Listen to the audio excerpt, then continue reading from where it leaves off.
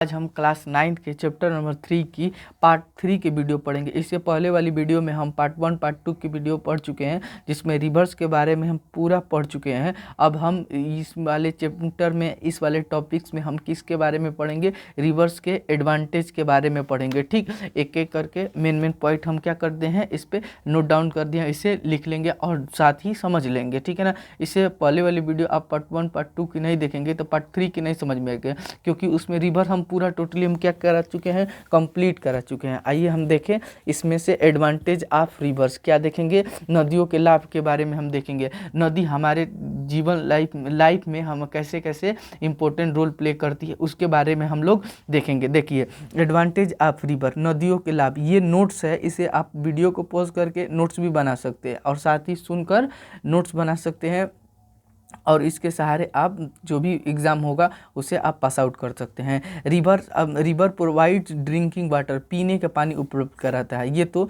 First है, ठीक है ना। रिवर प्रोवाइड क्या करते हैं, ड्रिंकिंग वाटर। इन एग्रीकल्चर, हम कृषि में कैसे कैसे उपयोग कर सकते हैं, क्या करते हैं हम कृषि में कैसे कैसे उपयोग करते हैं। Fertile soil formed by the river and the irrigation also conduct, क्या होती है, जो नदियाँ जिस इलाका में बहती है उस साइड में हम क्या करते हैं, फर्टाइल सॉइल लाती है, और क्या करती है, इरिगेशन के लिए क्या होती है, इंपॉर्टेंट रोल प्ले करती है।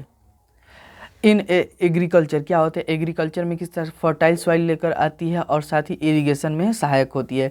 नदियों द्वारा उपजाऊ मृदा बनाती है और सिंचाई में व्यवस्था होती है। क्या होती है, सिंचाई की व्यवस्था भी होती है, किससे, नदियों द्वारा होती है। ठीक, अभी हम क्या करते हैं, नदी के ऊपर हम क्या बनाकर, डैम बनाकर, क्या बनाकर, बांध बनाकर हम हाइड्रो इलेक्ट्रिसिटी क्या करते हैं, प्रोड्यूस करते हैं। देखिए, hydro electricity produce by the river, नदियों से जल विद्युत उत्पादन होता है। नदियों से हम क्या करते हैं, जल क्या होता है, क्योंकि हम यहाँ पे नदियों के ऊपर हम क्या बनाते हैं, डैम बना देते हैं, और डैम बनाकर अब क्या करते हैं, पानी को क्या करते हैं, रोक कर फिर से क्या करते हैं, एक होल के माध्यम से छोड़ा जाता है, जिससे हम क्या होता है, हाइड्रो इलेक्ट्रिसिटी पैदा कर सकते हैं। ठीक, डी देखेंगे, रिवर प्रोवाइड सेंट्स, क्या होता है, बालू मिलती है, क्या मिलती है, इससे रिवर से हमें क्या मिलती है, बालू मिलती है। प्रॉब्लम्स ऑफ रिवर्स, ये तो एडवांटेज रहा, और हमसे प्रॉब्लम्स आ जाएगा लिखने के लिए, तो कैसे लिखेंगे। पोल्यूशन एंड डिस्प्यूट, और पोल्यूशन तो होता ही, क्या होता है, रिवर्स में पोल्यूशन कर देंगे, जो भी सीवेज है और क्या है, केमिकल्स है, जो हम डायरेक्ट क्या करते हैं, नदियों में ड्रेनेज कर देते हैं विदाउट प्यूरीफाई। अब ये क्या करेंगे, ये तो पोल्यूशन हुआ। डिस्प्यूट क्या होता है, आए दिन हम सुनते रहते हैं कि इस स्टेट से दूसरे स्टेट में, मतलब बिटवीन टू स्टेट में क्या होता है, रिवर्स को पानी वाटर को लेकर डिस्प्यूट रहता है। ठीक है ना।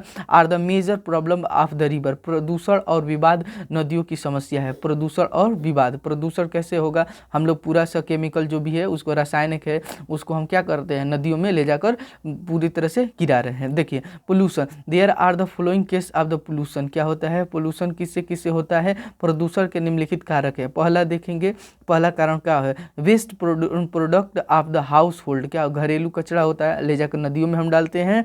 अब केमिकल ऑफ फैक्ट्री, जो केमिकल होती है, फैक्ट्रियों का जो केमिकल निकलता है, तुरंत हम क्या करते हैं, उसको प्यूरिफाई किए बिना क्या करते हैं, शुद्ध किए बिना उसे हम नदियों में ले जाकर क्या करते हैं, ऐसे ही डाल देते हैं। थर्ड नंबर देखेंगे, waste product of hospital, hospital के अवशिष्ट पदार्थ होते हैं, उससे भी क्या होता है, पोल्यूशन होता है, किसको, नदियों का। ठीक है ना। हॉस्पिटल के अवशिष्ट पदार्थ ले जाकर नदियों में हम फेंक आते हैं। देखेंगे 4 नंबर देखेंगे, क्या है, 4 नंबर देख लेंगे, प्लास्टिक प्रोडक्ट क्या होता है, प्लास्टिक प्रोडक्ट क्या होता है, हम ले जाकर नदियों में, अगर हम नदियों में केमिकल डालेंगे तो जो भी डिजॉल्व ऑक्सीजन उसकी तो मात्रा कम होगी, और साथ साथ एक्वेटिक जीव को भी क्या होता है, एक्वेटिक ऑर्गेनिज्म को भी क्या होते हैं, नुकसान होता है, मतलब मर जाते हैं। ठीक है ना। Due to the pollution of different disease are spared and the harmful microbes are the born, क्या होता है, प्रदूषण के कारण अनेक बीमारी फैल रही है तथा खतरनाक सूक्ष्म जीव जन्म लेते हैं, और प्रदूषण के कारण क्या अनेक डिजीज उत्पन्न होगी।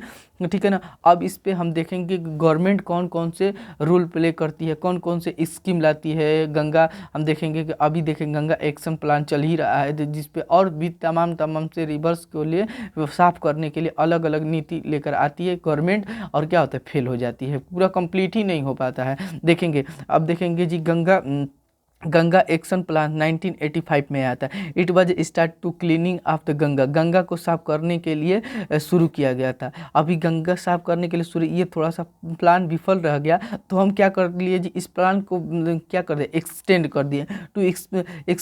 To extend this plans and the cleaning other river, national river conservation program was started in 1995, NRCP हम स्टार्ट कर दिए। इस योजना का विस्तार करने के उद्देश्य से 1995 में राष्ट्रीय नदी संरक्षण कार्यक्रम की शुरुआत कर दिया। तो ये तो नदियों से पूरा रिलेटेड जितना था वो खत्म हो चुका था। आपके टॉपिक में क्या है, लेक्स है, क्या है, झीलें है। झीलों को भी बारे में हम लोग क्या करेंगे, पढ़ लेंगे, ठीक है ना। झील है उसके बारे में हम लोग क्या कर लेंगे, पढ़ लेंगे, ठीक है ना। डिफरेंट टाइप्स के जो भी क्या स्टेट में कौन कौन से झील पाई जाती है उसके बारे में भी पढ़ लेंगे। झील हमारे जीवन में कैसे महत्वपूर्ण रोल प्ले करती है उसके बारे में भी पढ़ लेंगे।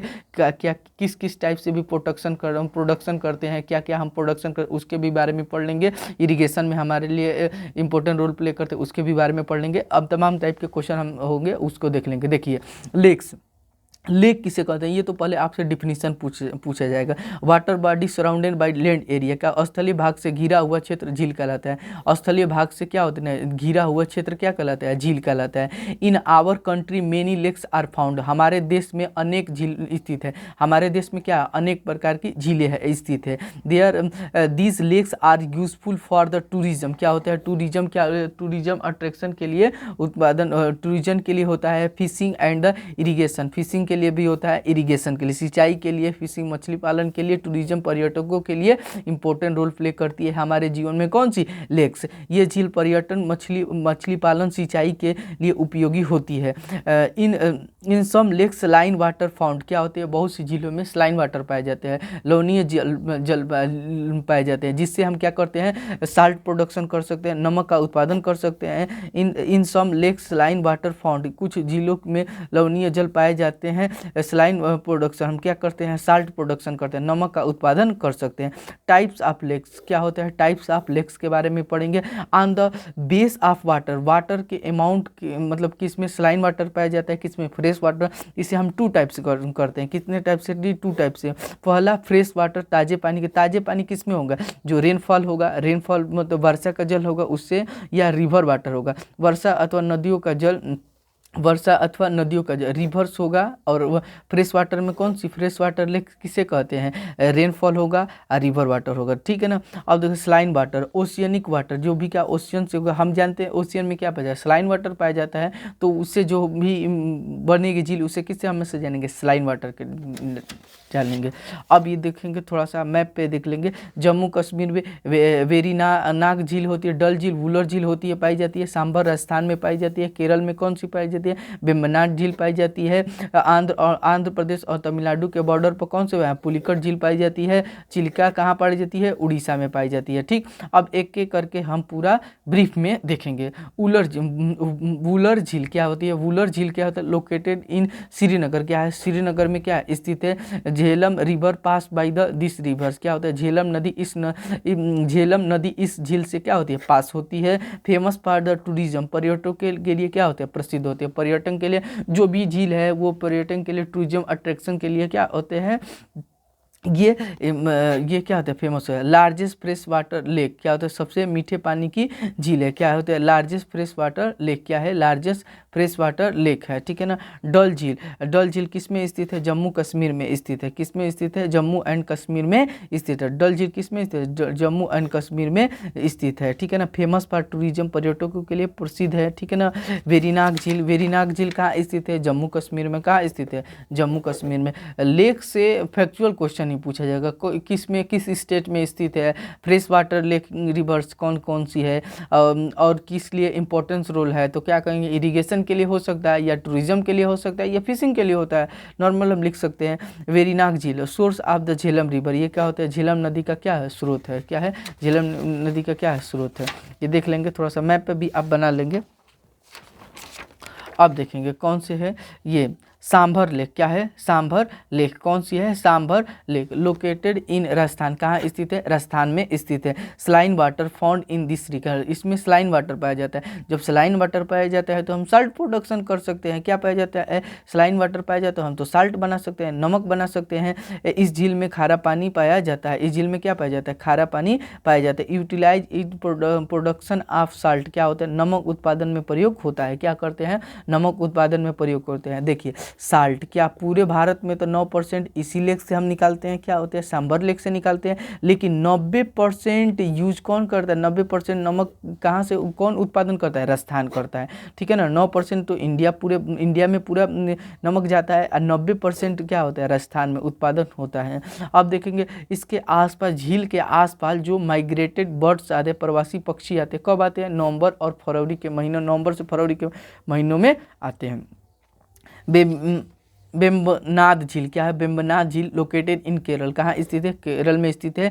देखिए ये लॉन्गेस्ट लेक है, सबसे लंबी झील है। क्या है? सबसे लंबी। क्या है? लंबाई में सबसे लंबी है। कितना है? 96 किलोमीटर। कितनी है? 96 किलोमीटर तक है। ठीक है ना। ये क्या होती है? किस लिए फेमस है? बोट रेसिंग के। इसमें क्या होते हैं? बोट रेसिंग होते हैं, नौका विहान होता है इसमें, नाविक, ये रेसिंग होती है एक टाइप से। 96 किलोमीटर तक है। ठीक। चिल्का लेक। चिल्का लेक कहाँ स्थित है? Located in Orissa. उड़ीसा में स्थित है। पूछा जाएगा किस में स्थित है? उड़ीसा में। सलाइन वाटर लेक, खारे पानी की झील है। Largest lake of India. क्या? भारत की सबसे बड़ी झील है, मतलब बड़ी झील है। ठीक है ना। लॉन्गेस्ट नहीं, ये लंबी नहीं है, ये लार्जेस्ट है। क्या है? लार्जेस्ट। सलाइन वाटर लेक है। क्या है? Saline water. चिल्का कहाँ स्थित है? उड़ीसा में स्थित है। अब देखेंगे पुलिकट झील। क्या है? पुलिकट लेक। क्या है? Pulicat lake second high saline water lake. क्या है? दूसरी बड़ी खारे पानी की झील है। पहली चिल्का क्या है? दूसरी कौन सी है? पुलिकट है। Located in border of Andhra Pradesh and Tamil Nadu. Tamil Nadu और आंध्र प्रदेश के बॉर्डर पे स्थित है, सीमा पे स्थित है। लोकटक झील। क्या है? लोकटक झील। Loktak located in the Morgan district of the Manipur. क्या है? मणिपुर के मोरगन जिले में स्थित है। Only fresh water lake of the north east. ये नॉर्थ ईस्ट की एक फ्रेश वाटर लेक है। उत्तर पूर्वी की एकमात्र ताजे पानी की झील है। ठीक है ना। फेमस किस लिए फेमस है? जैसे अभी पढ़े फ्लोटिंग्स के लिए, कौन से बोट फ्लोटिंग्स के लिए है, कौन सी इंपॉर्टेंस है। अब देखेंगे ये फेमस किस लिए है? फ्लोटिंग नेशनल पार्क, तैरते हुए राष्ट्रीय उद्यान के लिए प्रसिद्ध है। तैरते हुए राष्ट्रीय उद्यान, जिसके राष्ट्रीय उद्यान का क्या है? केम्बू लेमजाओ राष्ट्रीय उद्यान है। ये रहा झील से। अब यहाँ का पूरा टॉपिक खत्म हो चुका। अब इस नेक्स्ट वीडियो में हम क्या देखेंगे? प्लेलिस्ट में है, आप चेक कर सकते हैं कौन सा है। क्वेश्चन आंसर के बारे में हम लोग पढ़ेंगे।